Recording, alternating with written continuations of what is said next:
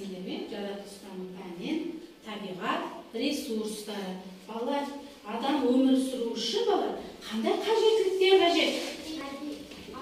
Ауа қажет, су қажет, жылу қажет, қорек те тамақ және жарық қажет. Балалар, осы заттардың бәрін адам қайдан алады?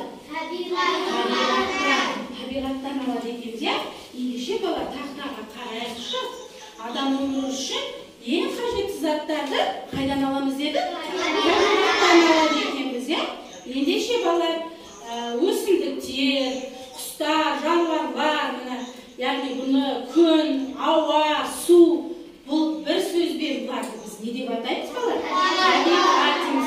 Өсімдіктерден балалар біз не аламыз? Өсімдіктерден не аламыз?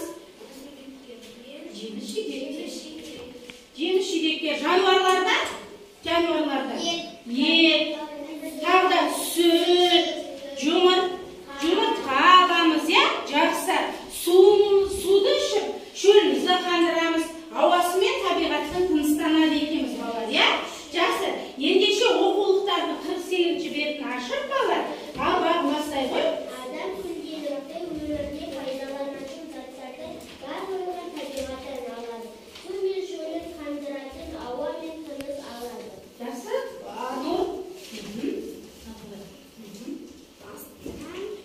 Астынан да биікті, қабатынан да әртүрлі табиғи байлықтарын өндіреді. Мысалы, көмір, тас көмір, құм, ас тұзы, өсімдіктер мен жануарлардан азық және тағы да басқа көптеген заттарды алады. Жақсы. Балалар, табиғатта не аламыз дейді? Не аламыз дейді?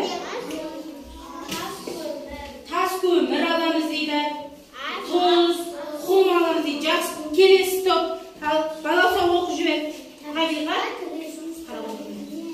дегеніміз бұл табиғаттан алынатын және адам өміріне пайдаланатын заттар. Ал оқып жібер.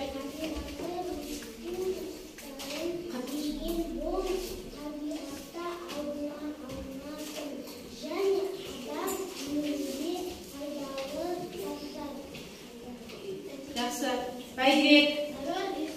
Ресурстары дегеніміз бұл табиғаттан алынатын және адам өміріне пайдаланатын заттар. Жақсы. Табиғат ресурстар дегеніміз не екен сонымен? Табиғат ресурстар дегеніміз не екен? Табиғаттан алынатын заттар. адам өмірде пайдаланатын заттар екен. Жақсы, ары қарай. Сағынай. Мерей оқып жүр. Адам Табиғат ресурстары пайдаланады.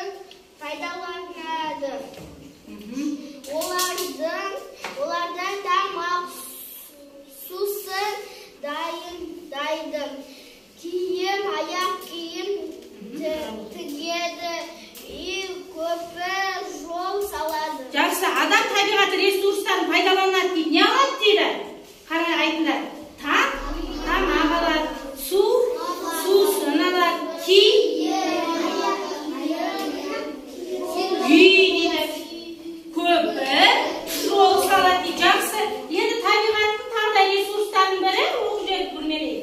Жерде табиғат ресурсына жатады. Желдің көмегімен адамдар теңізде жүзген диірмендерді ұнтатқан. Қазір желдің көмегімен электр қуатын өндіреді. Жақсы, жел де табиғат ресурстарына жатады дейді. Желдің көмегімен не жүзеді дейді? Кеме жүзеді, тағы да диірменнен орындарда тағы да қазіргі кезде электр қуаты өндіреді екен. Жақсы балалар, ендеше балалар, мен қазір сендерге топқа жұмыс берейін, балалар. Бірінші топқа балалар, сендер деген кітап, өзіміздің оқып отқан оқулығымыз қайдан алынады екен, соны зерттеп жүріңдер ғана. Ал сендер болса қан бірге отырып ақылдасып, иә? Үшінші топқа, яғни терезе, әйнегі, ақылдасамыз.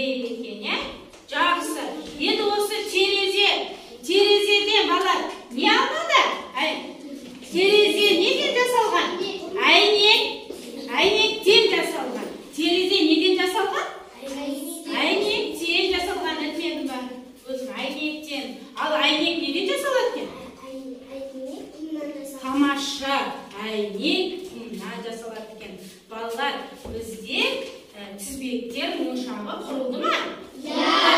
Отқан бағалы жерінде жарайсыңдар.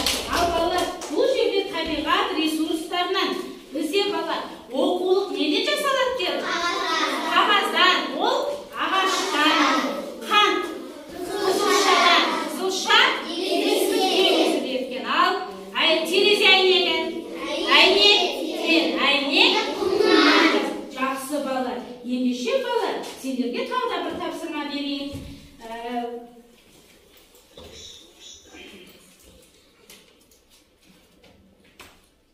Балалар, бұл жерде не артық? Ойын ойнап жүрейік.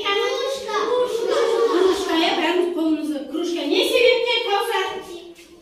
Отырамыз қалған. Кружканы қолмен жасайды. Адам қолымен дұрыс айтасың. Алма, табиғи, балық, табиғи, су, табиғи, тамаша. Енді мен сендерге келесі екінші тапсырма беремін. Екінші тапсырмада балалар, алдарынан қойып қойдым. Арашында бұл жерде бірінші тапсырмада балалар табиғатта жасалған белгілеп шығамыз. Мынау адам жасаған белгілеп шығамыз. Там орындаймыз.